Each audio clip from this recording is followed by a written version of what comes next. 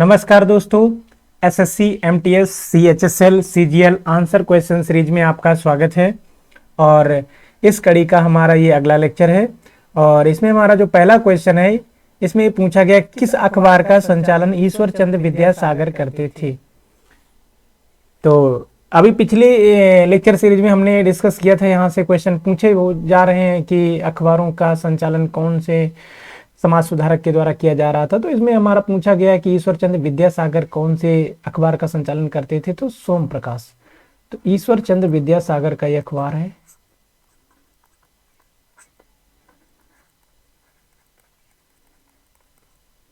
ईश्वर चंद्र विद्यासागर सोम प्रकाश नामक अखबार का संचालन करते थे, संपादन करते थे। ये बंगला भाषा में छपता था अखबार।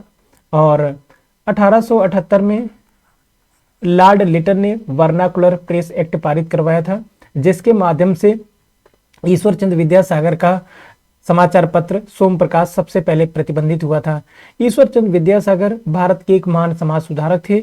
इन्हीं के अथाह प्रयासों से 1856 में विधवा पुनर्विवाह अधिनियम पारित हुआ था। अगला ऑप्शन है आपका मिरात उल अखबार। मिरात उल अखबार के जो संपादक थे वो थे राजा राम मोहन राय।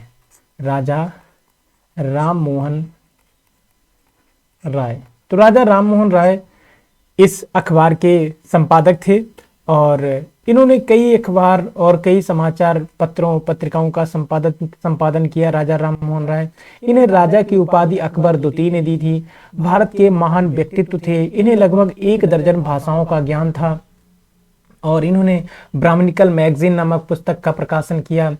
और इन्हें आधुनिक भारत का जनक कहते हैं। इन्हें भारतीय पुनर्जागरण का जनक कहते हैं, राजा राम मोहन राय को। अगला ऑप्शन है आपका न्यू इंडिया। तो एक आयरिश महिला थी एनी बेसेंट। एनी बेसेंट ने दो न्यूज़पेपर संपादित किए। एक था न्यू इंडिया, दूसरा था कॉमनवेल्थ। न्यू इंडिया और कॉमनवेल्थ दोनों समाचार पत्रों का संपादन एनी बेसेंट करती थी।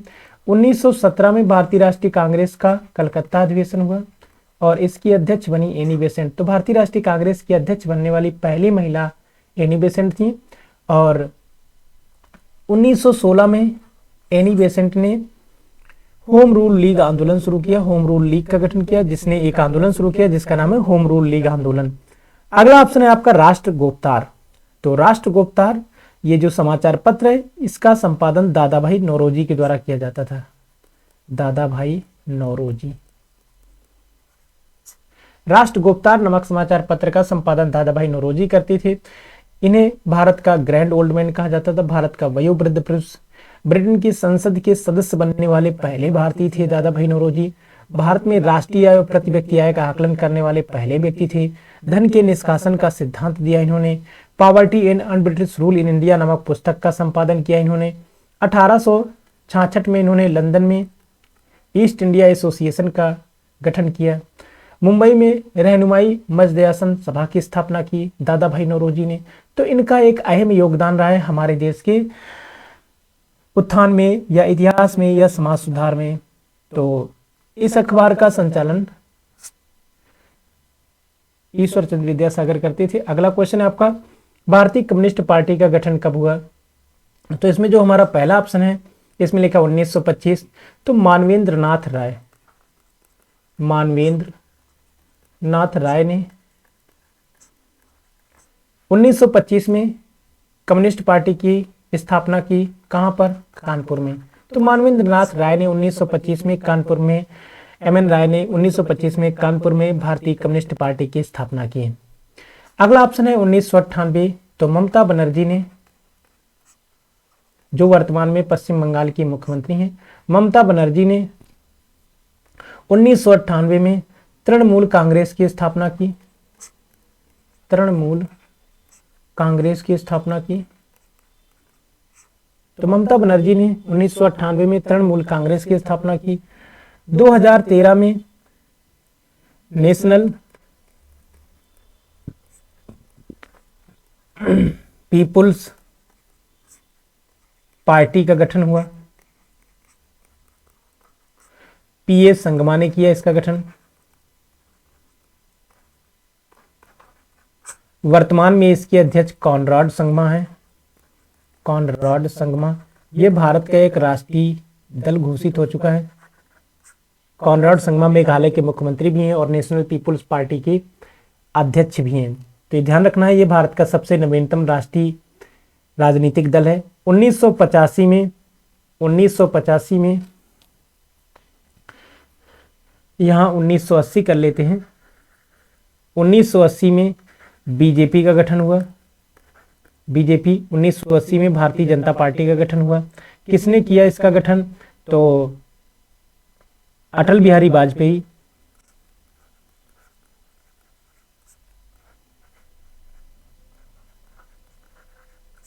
और लाल कृष्ण आडवाणी ने 6 अप्रैल 1980 को भारतीय जनता पार्टी का गठन किया। तो कम्युनिस्ट पार्टी के बारे में पूछा गया, ये आपका आंसर हो जाएगा। अगला क्वेश्चन पूछा गया आपसे कि कौन सा परमाणु संयंत्र गुजरात में है। तो ये जो पहला ऑप्शन है कैगा, ये परमाणु संयंत्र कर्नाटक में है। कैगा परमाणु संयंत्र कर्नाटक में है और वर्तमान में कर्नाटक के जो मुख्यमंत्री हैं वो है बसवराज बोम्मई।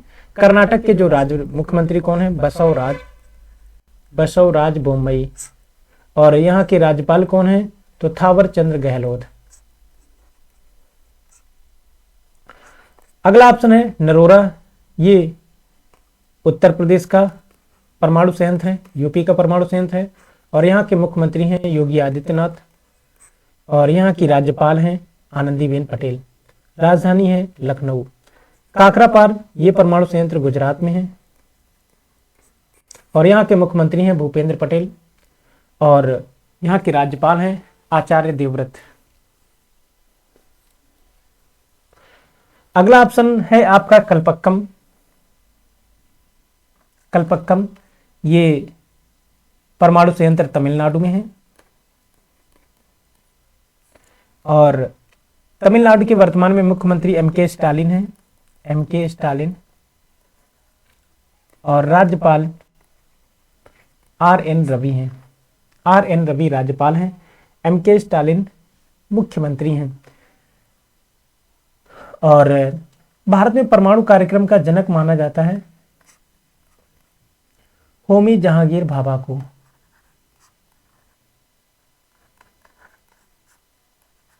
होमी जहांगीर भाभा को परमाणु कार्यक्रम का जनक माना जाता है। तो ये याद रखने पॉइंट, कौन सा परमाणु संयंत्र किस राज्य में है, इससे क्वेश्चन पूछे जाते हैं। तो इसमें आपका आंसर हो जाएगा, गुजरात वाला पूछा गया है तो काकरापार हो जाएगा। अगला क्वेश्चन आपसे पूछा गया है कि कौन सा गोवा का लोक नृत्य है।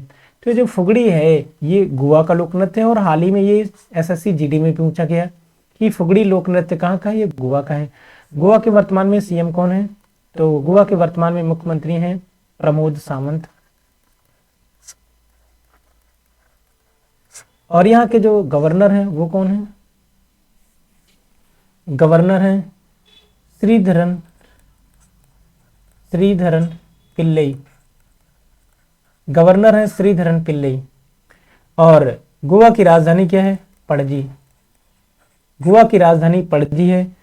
यहाँ के गवर्नर श्रीधरन पिल्लई हैं और मुख्यमंत्री प्रमोद सावंत हैं। गोवा भारत का क्षेत्रफल के आधार पर सबसे छोटा राज्य है। क्षेत्रफल के आधार पर सबसे छोटा राज्य है। प्रमोद सावंत मुख्यमंत्री हैं और गोवा की तटीय सीमा भी सबसे छोटी है। अगला क्वेश्चन है यक्षगान। यक्षगान ये कहाँ का नृत्य है? कर्नाटक का। कर्नाटक का नृत्य है यक्षगान।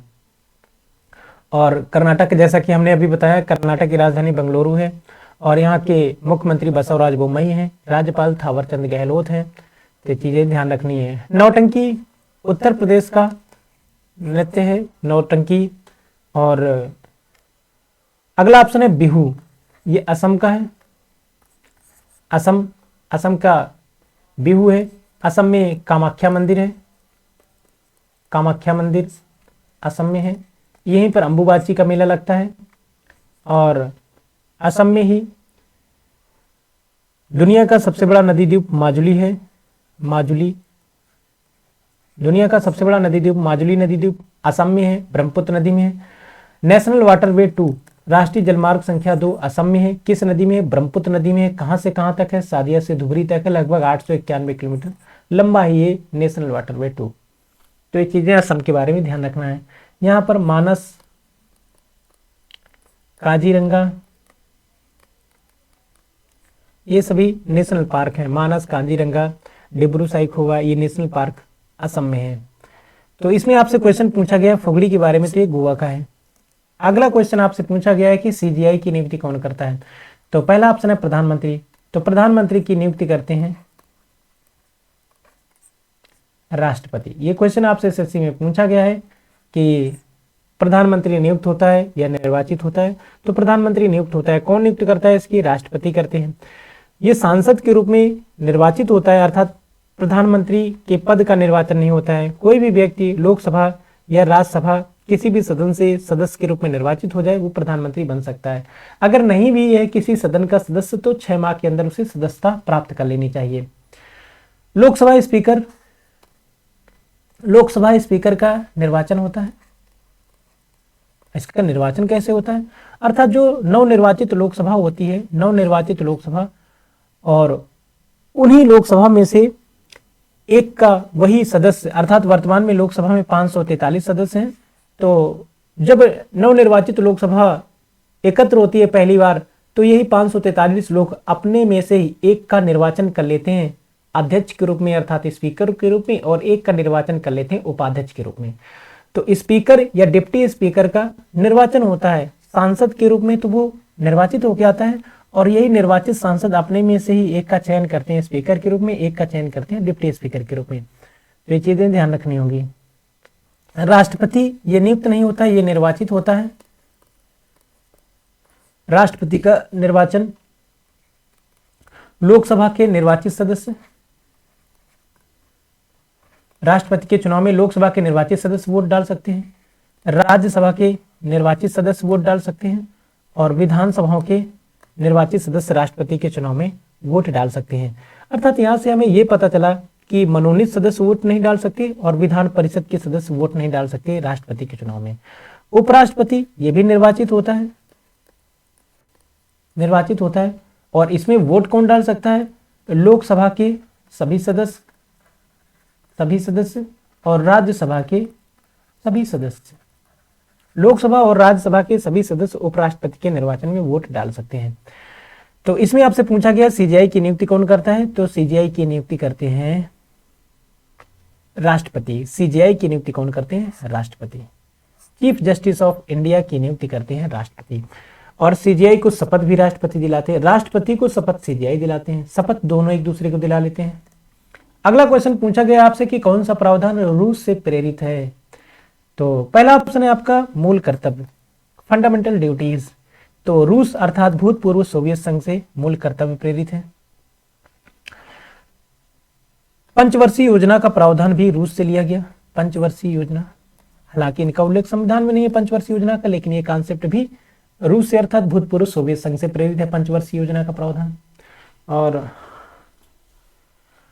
हमारी उद्देशिका में सामाजिक, आर्थिक और राजनीतिक न्याय का उल्लेख है। सामाजिक, आर्थिक और राजनीतिक न्याय का उल्लेख है। तो ये कॉन्सेप्ट भी रूस से प्रेरित है। सामाजिक न्याय, आर्थिक न्याय, राजनीतिक न्याय, ये रूस की क्रांति से प्रेरित है। तो ये भी याद रखना है, फैक्ट पूछा जाता है। तो रूस से हमने मूल कर्तव्य ले लिए। मूल कर्तव्यों का उल्लेख कहां पर है? भाग 4A में है, आर्टिकल 51A में है। भाग 4A आर्टिकल 51A में मूल कर्तव्यों का उल्लेख है। प्रारंभ में हमारे संविधान में मूल कर्तव्य नहीं थे, इन्हें 42वें संविधान संशोधन के तहत शामिल किया गया। कब शामिल किया गया? 1976 में। किस समिति की सिफारिश पर? सरदार स्वर्ण सिंह समिति की सिफारिश पर। सरदार स्वर्ण सिंह समिति की सिफारिश पर। वर्तमान में कितने मूल कर्तव्य हैं? 11। 1976 में कितने जोड़े गए? 10। 11वां मूल कर्तव्य 2002 में जोड़ा गया। किस संविधान संशोधन के तहत? 86वें संविधान संशोधन के तहत। एकल नागरिकता, एकल नागरिकता, नागरिकता का प्रावधान कहां से लिया गया है? ब्रिटेन से। तो एकल नागरिकता का प्रावधान ब्रिटेन से लिया गया है।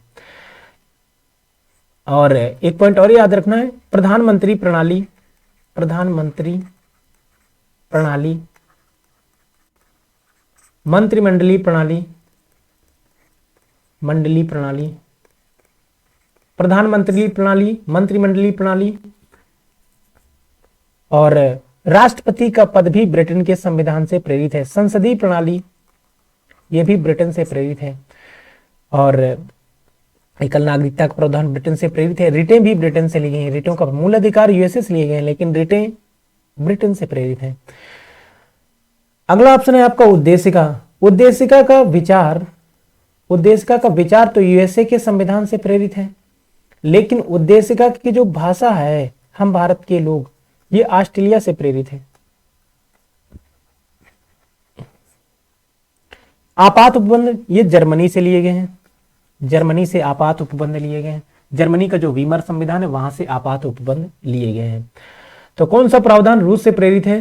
तो ये जो मूल कर्तव्य है ये रूस से प्रेरित है। अगला क्वेश्चन है आपका, गोल गुंबज किस राज्य में है? तो कर्नाटक में है बीजापुर, यहीं पर है गोल गुंबज। गोल गुंबज। केरल में है सबरीमाला का मंदिर। सबरीमाला का मंदिर। Silent valley national park Kerala में है। Silent valley national park Kerala में है। और यही सबरीमाला के मंदिर में मकर विलक्कू त्योहार मनाया जाता है।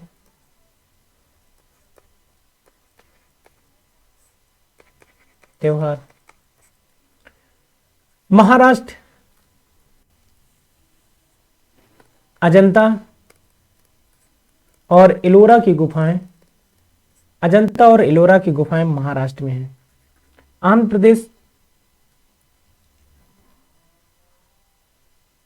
प्रदेश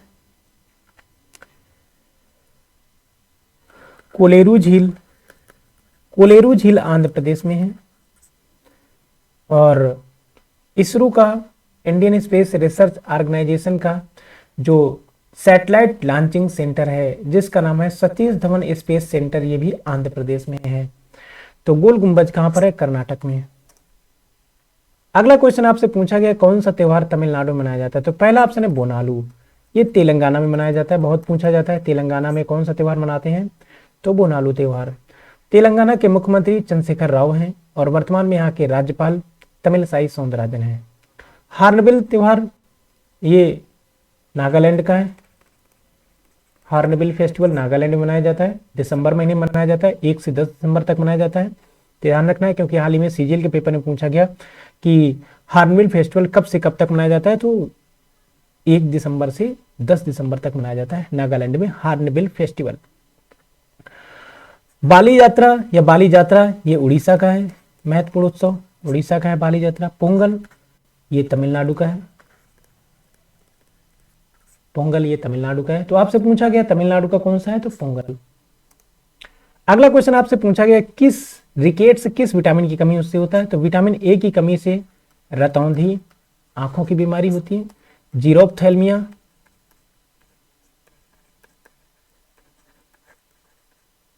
रतौंधी, जीरोप्थेल्मिया। विटामिन डी की कमी से रिकेट्स, ऑस्टियोमलेशिया,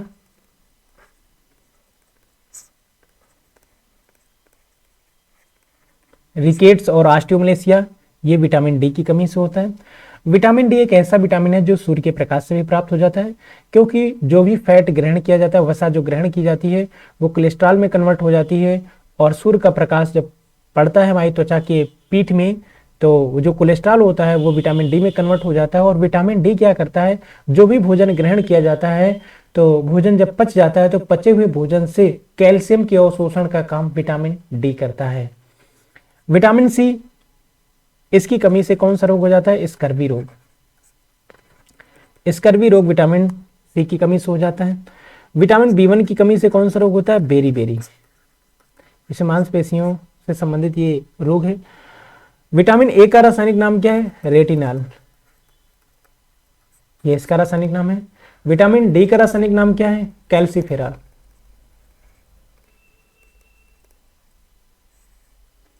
विटामिन सी का रासायनिक नाम क्या है? Ascorbic acid.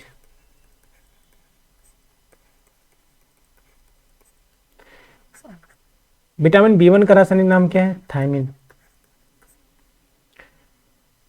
तो इसमें आपका आंसर हो जाएगा ये डी नंबर अगला क्वेश्चन आपसे पूछा गया है डुगोंग बीएसआर। बीएसआर मतलब क्या है? Biosphere reserve.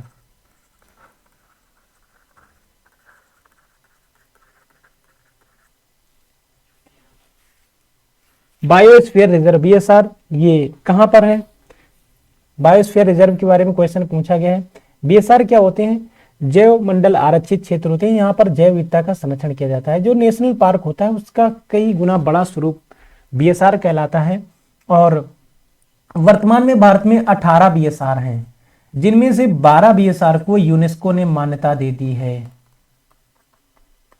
तो यूनेस्को के द्वारा चिन्हित बीएसआर कितने हैं? 12। देश में कितने बीएसआर हैं? 18। यहां पर क्या होता है? जीव जंतुओं वनस्पतियों का अर्थात जैव विविधता का संरक्षण होता है। बायोडाइवर्सिटी को कंजर्व किया जाता है यहाँ पर। नीलगिरी बीएसआर, तो यूनेस्को ने सबसे पहले 1986 में नीलगिरी बीएसआर को मान्यता दी। तो क्वेश्चन पूछा जाता है भारत का उस बीएसआर का नाम बताओ जिसे यूनेस्को ने सबसे पहले मान्यता प्रदान की। तो नीलगिरी बीएसआर। नीलगिरी की जो पहाड़ियां हैं केरल, कर्नाटक, तमिलनाडु में है, जिसका सर्वोच्च शिखर दोदा बेटा है और यहीं पर नीलगिरी बीएसआर है। नीलगिरी बीएसआर का ही भाग है केरल का साइलेंट वैली नेशनल पार्क। तो ये भी याद रखना होगा। नीलगिरी बीएसआर का सबसे ऊंचा शिखर दोदा बेटा है और यहां पर नीलगिरी तहर पाया जाता है। एक जंतु है नीलगिरी तहर। ये तमिलनाडु का राजकीय पशु है और इसके संरक्षण के लिए हाल ही में तमिलनाडु की सरकार ने नीलगिरी तहर परियोजना शुरू की है। तो ये भी याद रखना होगा। पन्ना बीएसआर, ये जो नीलगिरी बीएसआर है ये कहां पर है? मुख्य रूप से तमिलनाडु में है। और अगला ऑप्शन है पन्ना बीएसआर, बायोस्फीयर रिजर्व। ये पन्ना बीएसआर ये मध्य प्रदेश में है। और 18 बीएसआर में से जो 12वां बीएसआर है यूनेस्को के द्वारा चिन्हित सबसे अंतिम बीएसआर भारत का कौन सा है? 12वां बीएसआर कौन सा है? पन्ना बीएसआर। और पन्ना टाइगर रिजर्व भी है, इसी नाम से यहाँ पर टाइगर रिजर्व भी है इसी बीएसआर में, जिसे पन्ना टाइगर रिजर्व कहते हैं। ये पन्ना बीएसआर है। ये भारत का एक महत्वपूर्ण बीएसआर है। और अगला है मन्नार की खाड़ी बीएसआर। ये जो मन्नार की खाड़ी बीएसआर है ये तमिलनाडु में है, तमिलनाडु में। और यहां पर मुख्य रूप से डुगोंग पाए जाते हैं। डुगोंग क्या है? डुगोंग को समुद्री गाय कहते हैं। समुद्री गाय, डुगोंग को समुद्री गाय कहते हैं। और ये मुख्य रूप से मन्नार की खाड़ी बीएसआर में पाए जाते हैं। तो मन्नार की खाड़ी में जो जैव विविधता पाई जाती है उनके संरक्षण के लिए उसे बीएसआर घोषित किया गया है और इस बीएसआर को यूनेस्को ने मान्यता प्रदान कर दी है। ये मन्नार की खाड़ी में है। यहाँ पर समुद्री गाय अर्थात डुगोंग पाया जाता है। कच्छ का रण, ये गुजरात में है। भारत का सबसे बड़ा बीएसआर है। भारत का सबसे बड़ा बीएसआर कच्छ का रण बीएसआर है। और ये कहाँ पर है? गुजरात में है। ये जंगली गधों के लिए जाना जाता है, जंगली गधों के लिए जाना जाता है कच्छ का रण बीएसआर। सबसे छोटा बीएसआर डिब्रू साइखोवा बीएसआर है, ये असम में है। तो इसमें आपका आंसर हो जाएगा मन्नार की खाड़ी बीएसआर। तो आज के हमने सभी लेक्चर्स, अब आज की अपनी इस लेक्चर सीरीज की हमने सभी क्वेश्चन कंप्लीट कर लिए। और आप लोग अगर हमारी पीडीएफ पाना चाहते हैं तो हमारा टेलीग्राम चैनल है जीएस बाई सुमेर सिंह, क्योंकि जो झिंझक में हमारी ऑफलाइन क्लास चल रही है उस क्लास का पीडीएफ हम अपने इसी टेलीग्राम चैनल पे डालते हैं। उस पीडीएफ में